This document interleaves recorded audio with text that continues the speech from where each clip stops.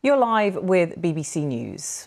Pedro Sánchez has won a parliamentary vote, giving him a second term as Spain's Prime Minister. The country is divided, though, over his decision to grant Catalan separatists an amnesty in return for their support. His Socialist party came second in July's inconclusive election, but Mr Sánchez reached deals with smaller parties to find enough votes to continue in government. Thousands of protesters rallied outside his party's headquarters on Wednesday, opposing the amnesty for Catalan separatists. He won another term by a wafer-thin margin of 179 votes to 171. For more on this, we're joined by our news reporter in Madrid, Guy Hedgecoe. Guy, welcome to you. Just explain this deal and why it's proving so controversial. Well, Mr Sánchez needed the support of a number of regional nationalist parties in order to form a majority in this investiture vote. Among those nationalist parties whose support he needed were two Catalan nationalist parties.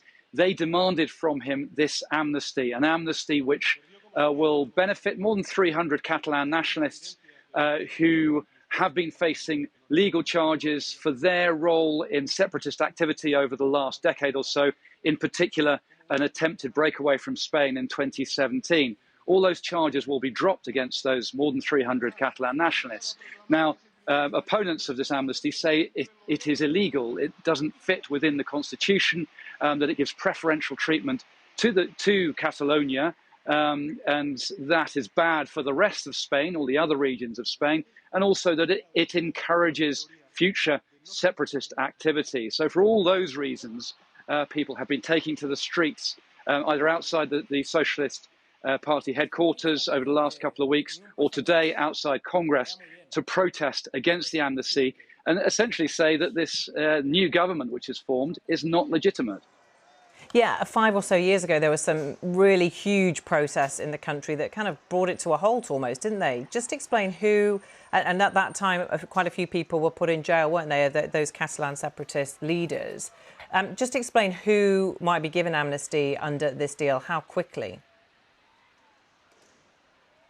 Well, it's a very broad amnesty. So, as I say, a lot of the people who will be affected will be people who were involved in that 2017 breakaway attempt that you mentioned there. So, for example, heads of schools who allowed their schools to be used for the referendum that was held back in 2017 in Catalonia against the wishes of the courts.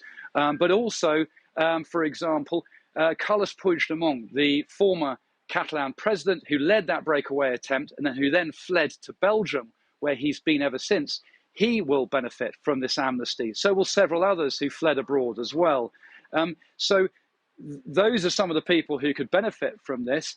We don't know exactly when the law will come into effect. It needs to go through Congress first. We expect it to be approved, but then it has to go through the Senate, and then judges have to introduce it case by case. All we've been told is that it should be introduced or implemented sometime next year. Now, the guess is that possibly in the spring, but it could face quite a bumpy ride in terms of legal appeals against it. OK, Guy, thank you for the update from Madrid there.